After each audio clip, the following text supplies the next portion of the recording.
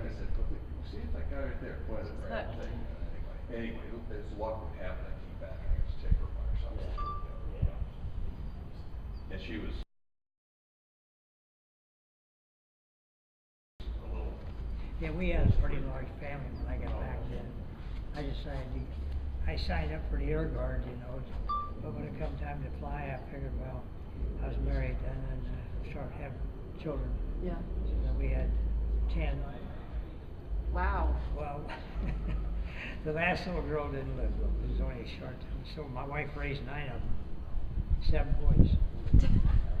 That's a lot of dirt. Yeah.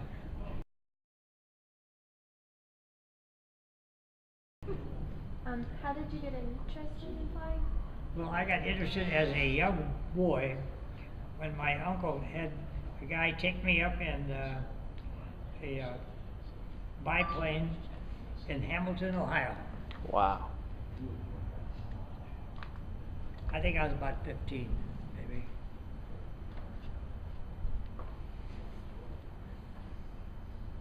You said you said you used to watch the planes land, take off and land. Was that here or was that up in Dayton? Yeah, in Dayton there, At the with big airport there, small one. It's not there anymore.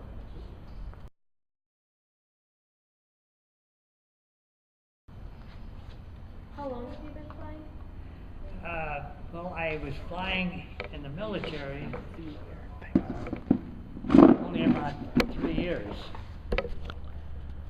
And then flying with these guys here has been a real honor and pleasure for me. So I would say I was only flying combat, a total of 3 years altogether. So that's pretty cool.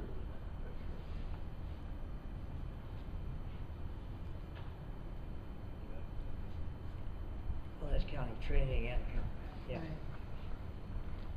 So you never flew at all when you came back? Yeah, I did. I flew for a short time with a friend of mine, and he was the president of Vic Casanos at one time, and he took me up in his aircraft, and he had a Aero Commander, and also another one with him. The tails come out like it. What do they call that aircraft? Bonanza? Bonanza, yeah. And so it was mostly for rides. I did handle the controls a little bit, but mostly for rides. And then I had to realize that my main job was to work a lot of hours so I could feed the kids. I was a tool and die maker. Before I went in, I went back into my trade then. I come back in 1945. Got right back to work. Yep. Did you miss it at all, flying? Oh, I did, yes, I did. But then you had to face reality, you know, because I was 26 when I come back. Right. And then I met the girl that graduated with me from high school. That I never did go with her. I never even talked to her. And this is 7 years later. Wow. And a friend of mine, he was running me around all the bars, you know, to get me, entertain me, and he was married. And I said, boy, I'm going to get you in trouble here, because every bar had women in them. So I said, I think I got to settle down. And he told me about this gal being single, and I would have thought she was married, because being 26 years old. Yeah. And so he told me about her. When I got home, I looked up my class book, and I saw her picture in it, and I thought, oh, I remember her now. She was a very pretty girl. Yeah. So I called her up, and 6 months later, we were married.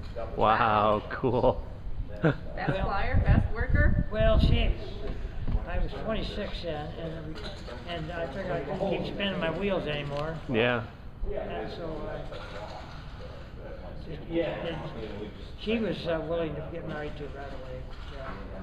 I would have thought she was married if they even mentioned her name. And the beauty part of it was, her name was Stachler.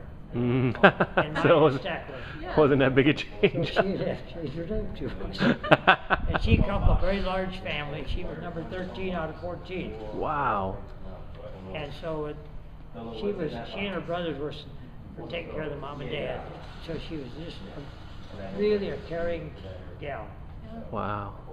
So And so cool. with the family we had there, you know, we were in a rut when we first got married. We had 6 boys in a row. And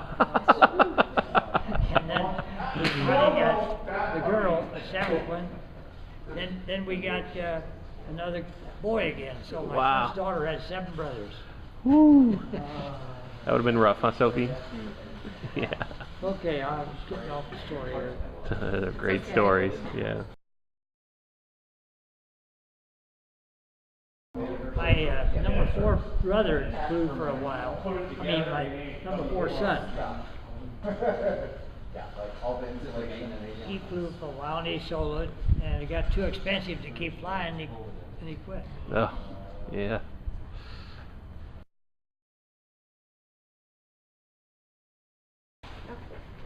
What is your favorite plane to fly? Well, of course, my favorite plane to fly was the ones I trained in, you know, the Stearman.